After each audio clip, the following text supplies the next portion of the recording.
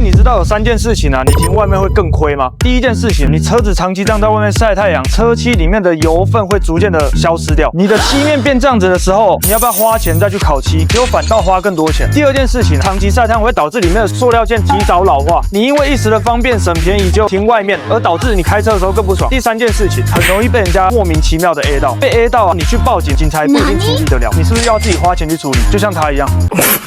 所以记得车子不要停外面，买车估车找小吴二手车。